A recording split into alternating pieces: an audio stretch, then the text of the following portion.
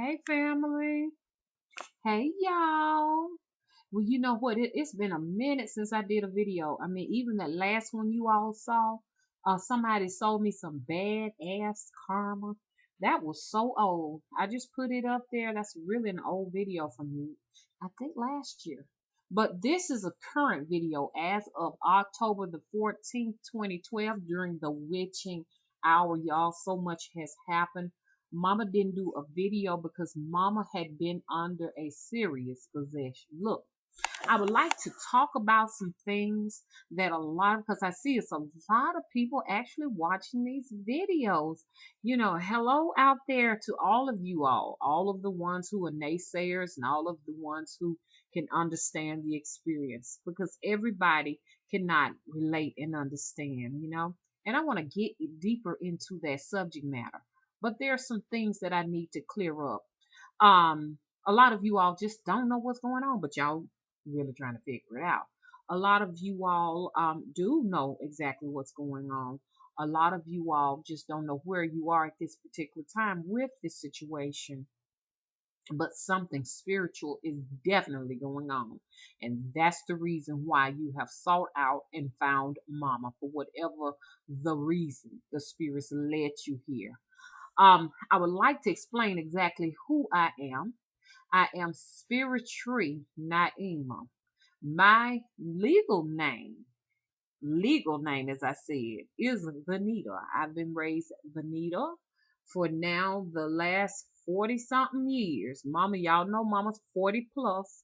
Y'all know Mama is adopted, and I'm originally from Mobile, Alabama, on the coast. That's where I'm from. Originally, Mama was adopted into another family, which they brought her here to Central Alabama. And most of you all may know a little bit about hoodoo magic. I um, feel like hoodoo magic is in my blood. Okay, hoodoo magic is in my blood. It's in my ancestral blood. It runs through my veins, and a lot of you all have a little bit of knowledge of what hoodoo magic is. There's so many names for it, and I think we talked about hoodoo. A lot of people think that hoodoo and voodoo is the same thing, but it's not. Voodoo is very different because voodoo is an official religion. A lot of people don't know. It's official religion, just like English religion. I mean, just like, listen to me, just like Christian religion, just like Catholic religion, just like being a Buddhist, all of those religions. Well, voodoo is an official religion also. But hoodoo is not a religion. Hoodoo is a way. It's a way of life, a way to survive. Where did it originate from? Hoodoo is said to be a mixture of many different ways. A lot of mixture of stuff, and I think I went over this before. You got some European magic, they say. They say it's some African magic. They say it's some of everything. It's a combo pot of magic, all put in one. Okay. It originated, people don't realize, a lot of people may get upset, right here in Alabama. Alabama really just do not get much credit for anything but the racism that has been here for quite some time. Because Alabama is a very separatist racial state. Some things have changed. I actually grew up really, I was a baby when a lot of segregation happened. A lot of people know about the segregation of Alabama, and at that particular time, it was pretty rough on people of color. But most of them survived with hoodoo magic. So most of it actually started here in Alabama. A lot of people don't realize gumbo is an Alabama dish, but Louisiana gets all the credit for it. Mississippi never gets credit, Georgia or Alabama, but it actually started here. Even the first Mardi Gras started in Mobile, Alabama, and that's where I am. That's where my family is from, Mobile, Alabama, but we never get any credit for it. We only get credit for the separatism that has been perpetuated for quite some time. Like I said, it has gotten so much better. Okay, can use some improvements, but I think that's everywhere. So, to talk about a little bit more, with the hoodoo magic, they began to borrow a little bit of everything to survive, to make it. Not just African Americans or people of color, but just all races to be able here in the South, especially I'm talking about Alabama because this is where it really got started. Because they needed to make it. Let me name the states that really the hoodoo is very prevalent in, because I don't want to leave anybody out. It would be Georgia, South Carolina, North Carolina, Tennessee, Kentucky, Georgia.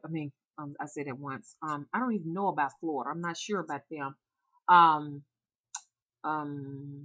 Mississippi, Louisiana. Everybody knows that, and I'm thinking Texas, and definitely Arkansas. So that's the big place where most of all of this was compiled to create this thing called hoodoo. It goes under so many different names. Root doctors, um, two-headed folk. And I want to talk to you all, okay, African American folk magic.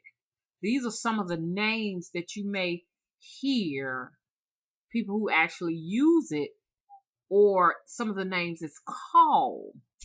Dang, it's so many more, and I cannot think of them. But anyway, what a root doctor would do, and a lot of people are afraid of root doctors here because they get to running, but then when they get to the house and get in the closet, ooh, they can practice themselves some stuff. But anyway, root doctor specializes in roots, the roots of many medicinal plants. They do so many things. They can heal, and they can most definitely kill. And so that's what the root doctor works with. Okay, lots of people are afraid of them. You got your two-headed folk. A lot of people don't understand. They're like, Mama, was you under possession? Most definitely. Yes, Mama is possessed most of the time. If Mama says she's a medium, then it's accepted. But if Mama says she was just possessed, then it's a horrible thing.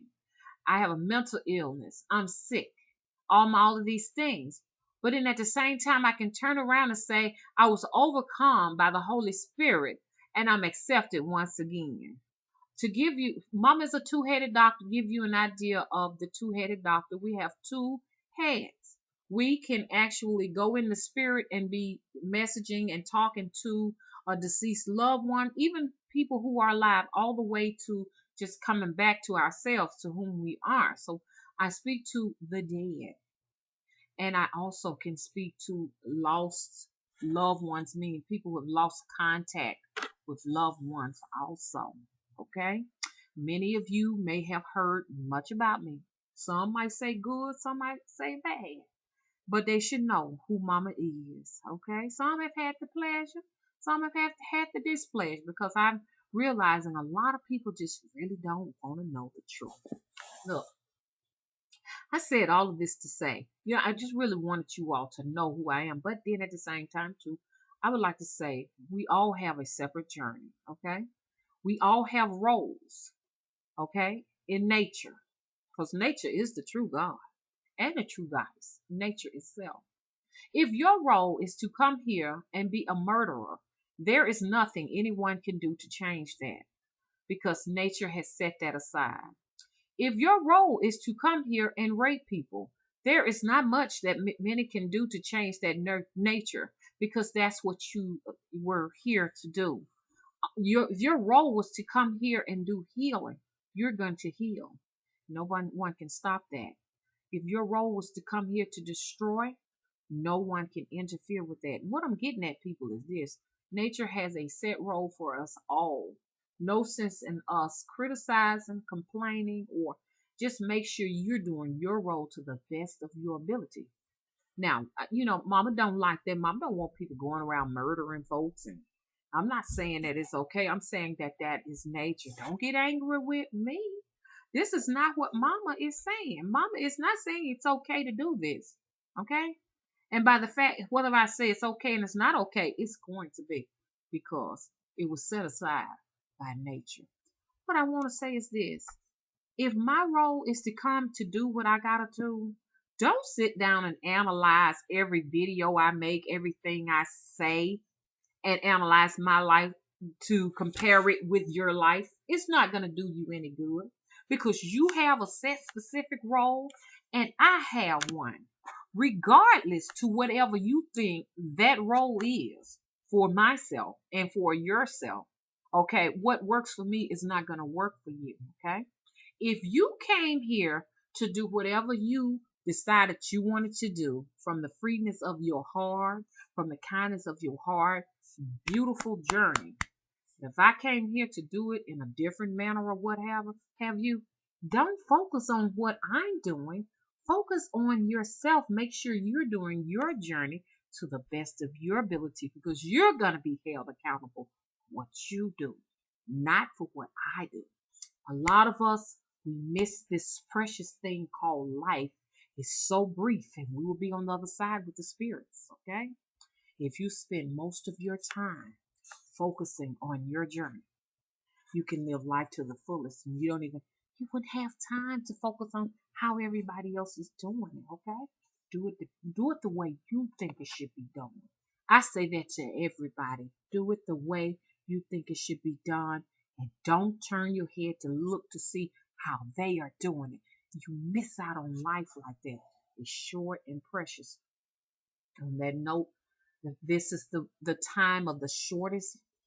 Man, right at this particular time, I think I was going to say it wrong. This is the thinnest veil between October and November. It's real. Mama have been communicating with the spirits. The veil is thin. So, a lot of you all have the ability and some of you don't. So if you don't have the ability, don't criticize. Leave mama and the rest of her family alone. You just don't have it. Just because I have not had the experience, you understand, of driving a beautiful Porsche Cayenne does not mean that they don't exist. It just means that mama don't have her Porsche Cayenne, but somebody else can relate if they have that Porsche Cayenne. They're all gifts, okay? So if you don't have it, focus on yours.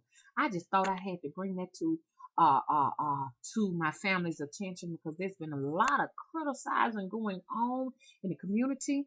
In the spiritual community, it's no longer spiritual if you're going to analyze the way everybody is doing it. Everybody got a different way of doing it. When you get so caught up on analyzing and dissecting it and saying it should be done this way and that way, you know what happens? It becomes a religion. And this is not well. I don't practice no religion, but you can make it into a religion. Then you start getting in that tit for tat when it comes to the Baptists versus the Catholics and the Catholics. No, we don't need to go there in the spiritual community. We don't supposed to go there, okay? So let's not forget our place. Our place is to embrace each other and accept each other for who they are, or we become just like what most of these people that criticize in these organized religion. And I don't really want to keep calling them names because they get offended. But I've gotten more flack from the spiritual community than it's just been as much as the Christian community. And I thought that was strange. But I'm coming back, y'all. I don't want to lose this video because I want y'all to see it. Visit me on Facebook, Spirit Tree Naima. Okay? See me out there, okay? Email me with legitimate cases. Spirit Tree 41 at yahoo.com. Children, don't play with me. I am not to be toyed with. Look, I can't help you. If you're not over 19, do not contact me. You're babies. You need to leave this stuff alone, okay? And I'm coming back to talk to y'all too. We're going to talk because I'm going to have to get a switch on y'all.